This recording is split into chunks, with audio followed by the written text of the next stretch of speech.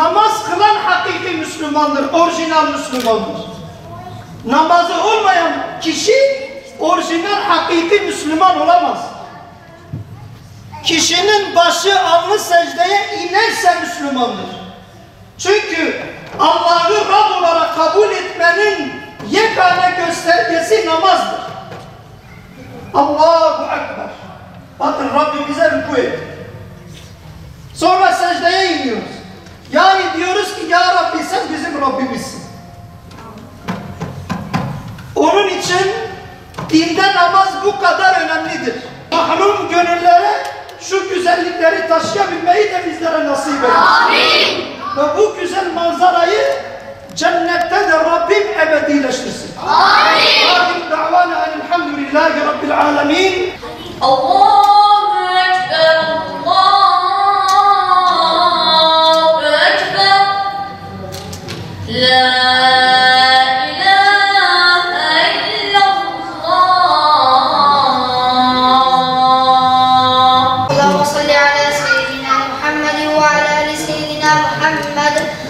الله أكبر الله أكبر الله أكبر الله أكبر أشهد أن لا إله إلا الله أشهد أن لا إله إلا الله أشهد أن محمدا رسول الله أشهد أن محمدا رسول الله حي على الصلاة حي على الصلاة حي على الفلاح حي على الفلاح قد قامت الصلاة قد قامت الصلاة الله أكبر الله أكبر لا إله إلا الله الله أكبر بسم الله الرحمن الرحيم الحمد لله رب العالمين الرحمن الرحيم مالك يوم الدين إياك نعبد وإياك نستعين اهدنا الصراط المستقيم صراط الذين أنعمت عليهم غير المغضوب عليهم ولا الضالين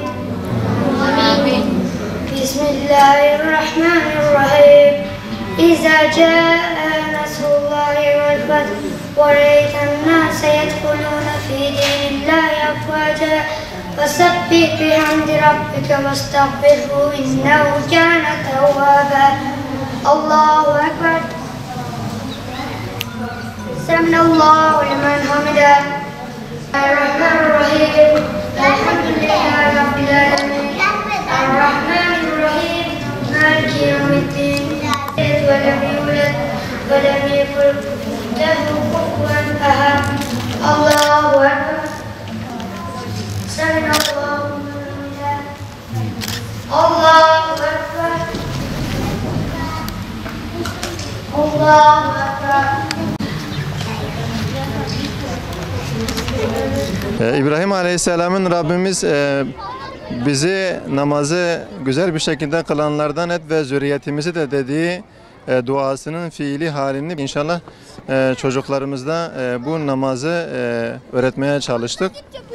Çünkü çocuklar şu anda namaz kılmaya öğrenme yaşındadır. Resulullah sallallahu aleyhi ve sellem diyor ki 7 yaşında çocuklarınıza namazı öğretin, 10 yaşında da kılmalarını emredin. Bu yaşta çocuklar namaz kılmaya başlarsa inşallah ömürlerin sonuna kadar bu namaza devam ederler. Çünkü çocuklarımız bizim gözümüzün nurudur. Resulullah sallallahu aleyhi ve sellem de namaz gözümün nurudur diyor. Biz gözlerimizin nurunu nur ile tanıştırmış olduk ve bu programda inşallah çocuklarımıza bu namaz aşkını vermeye çalıştık. Bu final ile de çocukları sevindirmeye çalıştık. Destek olanlardan Allah razı olsun. Etkinlik güzeldi, iyi geçti. Bu etkinlik 15 gün sürdü ve güzel geçti. Yani dersi güzelce anladık. Böyle etkinlikleri devam ettirirsek daha güzel olur. Allah herkesin hayrını kabul etsin.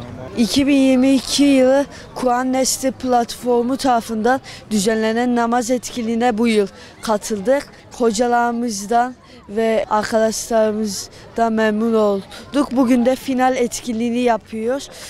Allah hepsinden razı olsun. Namaz etkinlik programı çok güzeldi. Çok şey öğrendik. Namazlarımızı huşu içinde kılabiliyoruz. Teyemmüm abdestini, namazı bozan durumları abdest almayı ve daha birçok şeyi öğrendik. Böyle devam ederse daha güzel olur. Güzel geçti, eğlenceli. Namazı öğrendik, Elif Bağ, Kur'an'ı öğrendik. Peygamber Efendimizin hayatını, imanın şartları, İslam'ın şartları devam etmesini istiyorum. Çok güzel geçti ve çok beğendim. Namaz nasıl kılınır? İşte namazı öğrendik. Çok güzeldi. Çok da eğlenceli geçiyordu. Evet, istiyorum. Çok iyi geçti. Her şey kazandırdı bence. Namazı öğrendik. Abdest nasıl alınır öğrendik. Peygamber Efendimizin hayatını öğrendik. Evet, çok istiyorum. Bir boşluk tamam olacak. Böyle yapamadı. Kızartmak.